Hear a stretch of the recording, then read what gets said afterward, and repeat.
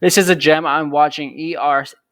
It is on KuCoin where you can buy. It is in a humongous falling wedge on the daily chart.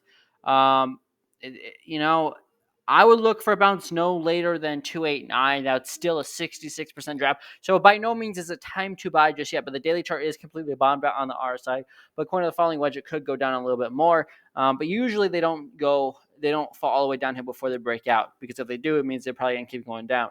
But it is making higher lows and lower highs, but it is getting tight in that channel.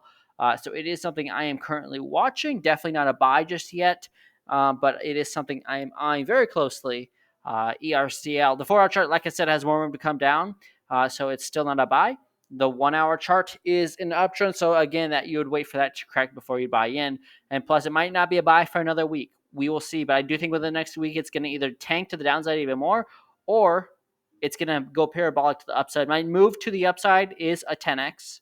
It would be 1,034%. By no means could that happen overnight. I mean, I guess it could. It's a small market cap altcoin. But more of the story is I do think this could do some damage at some point. So the way I got this measure move is I will show you right now.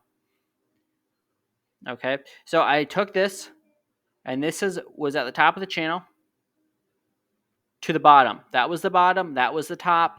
And that is how I got the measure move of 1,000%. This is probably in fact, it is definitely a swing trade that would not happen overnight. It wouldn't happen in a week. It'd be probably something that would happen between 1 to 4 weeks, maybe even longer. But I mean, if you're getting 10x your money, then I would be okay with a 10x if I had to wait a month or two for that to happen. So it might not hit the measure move, but even if it only went up 500%, I'd be pretty happy about that swing trade. So we'll see what happens. It's one on my radar. I'm going to watch it very closely, and that's ERSDL.